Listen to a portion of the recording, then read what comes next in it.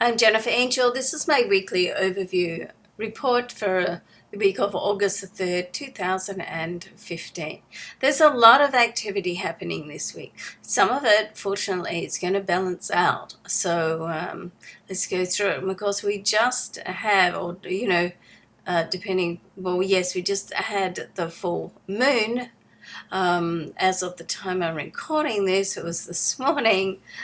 So it's a second full moon in Aquarius. Now, there does seem to be some confusion about the full moon. A lot of people are calling it a blue moon, where my understanding is that to technically be a blue moon, there needs to be full moons in the season, and even though this is the second full moon for the month, it's only the third of the season. So, but it seems pretty special to me, blue or not.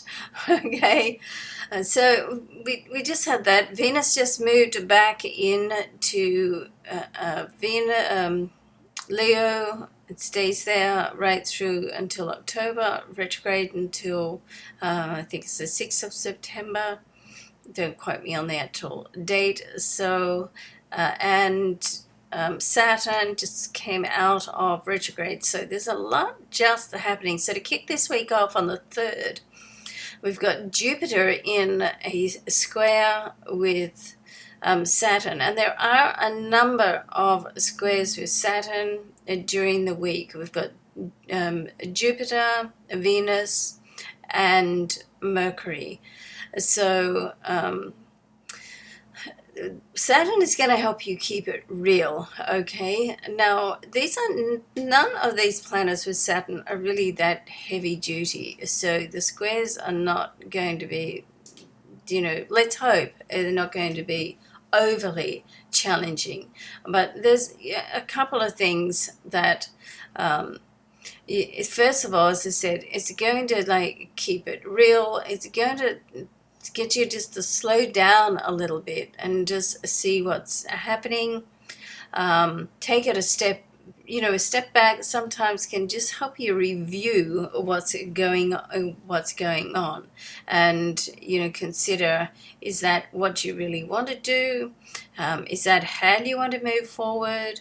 And the square with Venus, let's not forget that Venus is retrograde, so there's a real sort of slowdown. It's quite a seriousness going on. All right, so you don't want to get too serious during the week, but sometimes we just need to have that little bit of time by ourselves. And this is also going to highlight that you do need to have some time by yourself, some solo time, just to think things through. So, as I said, they're not real heavy-duty squares, but they do serve a purpose. Then on the 4th, we've got Venus and Jupiter are going to conjunct. Now, this generally is one of my most favorite aspects, transits, that can happen. We do have let's see, Mercury conjunct Jupiter as well later in the week, and probably the Sun. If it's not exact degree, then it's going to have to be pretty close. I'm not seeing it on my chart particularly, but it's there in that same area, so it has to be quite close. So with Jupiter, with the conjunctions, it's positive news. Okay, so it does, and it's beneficial. It's more upbeat, so it is going to balance out and offset the squares with Saturn somewhat.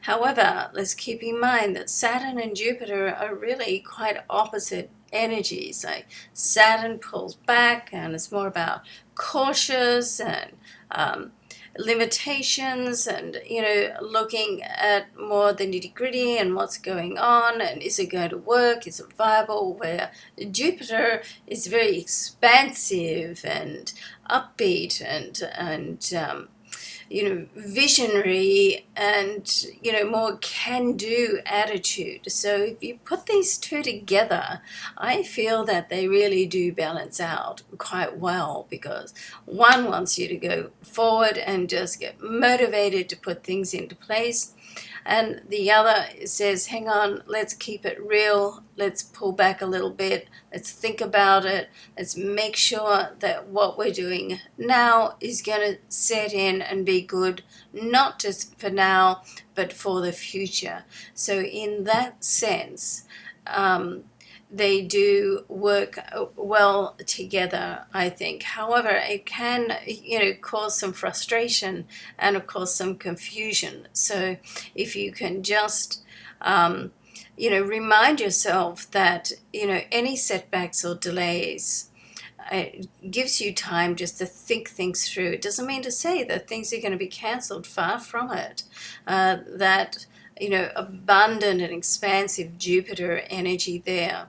And Jupiter is still sitting, all this energy is still sitting in the sign of Leo. Jupiter is going to move out next week, okay? So we'll be talking about next week. It's going to make its annual move out of Leo into the sign of Virgo. So, but for the moment, we've got this whole boost of energy that's happening. Then as just as Mars moves into Leo, we're going to have a trine. There's going to be a water trine there with Mars and Saturn. Once again, opposite energy. Mars wants to push forward and be rash. Saturn wants to pull back and be realistic and a little more cautious. So it is a trine, so it's a beneficial, more favorable aspect. It's going to help you just be thoughtful. So although I do like these oppositions, they can cause some level of frustration, she says with a smile on her face. Okay, so you want to just work with it rather than try to, work against it. And so this is, where we get to exercise our level of patience. Not always easy. Right, so we have a couple of movements this week as well. Mars, as I just mentioned, and then Mercury a little later in the week, at the start of the weekend, is going to move as well into the sign of Virgo. Very comfortable here because it rules this sign. Mercury rules two signs, Virgo and Gemini. So this is, and news can come through, and this helps you, in one sense, this is another polarity, because Mercury in Virgo is really asking you to look at the details and once again not rush forward. So there's enough energy there for you to keep motivated and keep your spirits up and to keep that, can-do attitude, because, when we get out of bed in the morning, if we've got that motivational, enthusiastic energy, it's so much easier. The rest of the day is so much easier. So we've still got that, and then we've got that cautious thing happening right through the week. But when Mars moves into Leo, this is, boosts the Leo confidence and just helps you stay motivated and be confident and act with certainty. As they say, fake it until you make it. And sometimes, that's I think, good advice. Now, so, it's a week of promises and possibilities, but it's very much a week that you need to keep it real, okay? And next week, we've got that move, major move of Jupiter, so we'll be talking about that. All right, so don't forget to have a look at your weekly reports, and I've also just finished the monthly overview, planetary overview report, which is on video and also in the written version, the written form on my New York Daily News pages, newyorkdailynews.com/horoscopes, or just jenniferangel.com. Okay. And I hope it's a fabulous month for all of us. I always hope it's a fabulous month for all of us, but this month, the month starts off with a lot of excitement and movement, and I'm certainly hoping for some things to come through for myself and, of course, for you.